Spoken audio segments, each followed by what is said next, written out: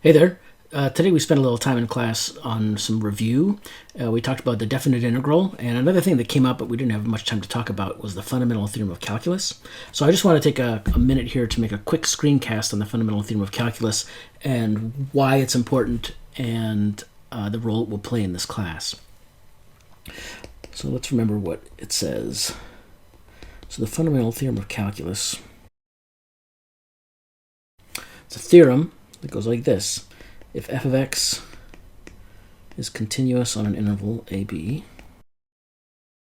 and if capital F of x is any antiderivative of little f of x, then the definite integral from a to b of little f of x dx equals big F at b minus big F at a.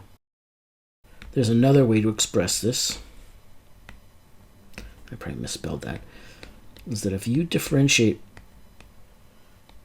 a definite integral with respect to its upper limit of integration, you get the integrand back. So these two statements are interchangeable. It's the first one that helps us calculate definite integrals. So I want to just make a couple comments on that. One comment is that if a function is continuous, the fundamental theorem of calculus implies that it's going to have an antiderivative, and that's true. So we can use the fundamental theorem of calculus to calculate a definite integral if we can find an antiderivative. And we'll spend a lot of time learning techniques of anti-differentiation or techniques of integration that will allow us to do that. So there's a lot of cases where we can, but there's some cases where we cannot. And here's an example of one.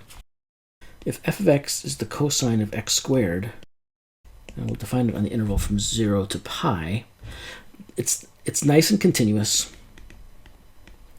because x squared is a continuous function and cosine is a continuous function, so the composition of two continuous functions is continuous. So the fundamental theorem of calculus tells us it has an antiderivative. The problem is the antiderivative cannot be written down in what we call closed form. Its expression is infinite. If you try to do this in a computer, the computer might say that its antiderivative is related to this thing called an ERF function, which we don't really like in this class. The question is, if I have a function like this, and we can't use the fundamental theorem to calculate a definite integral of it, what do?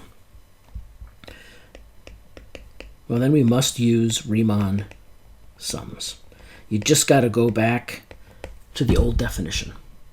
But this leads us to an idea of a numerical integration. And numerical integration techniques are based off Riemann sums.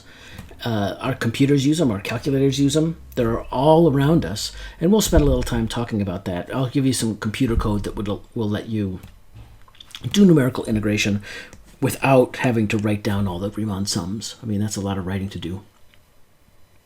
So, wanted to make it clear. Fundamental theorem of calculus, really cool, very helpful in calculating definite integrals when we can calculate an antiderivative. But there's relatively easy cases to write down where the antiderivative doesn't exist. And so we have to calculate antiderivatives using numerical methods. And more about that later. Okay, that's it. That's what I wanted to tell you. Thanks for your attention. See you in class.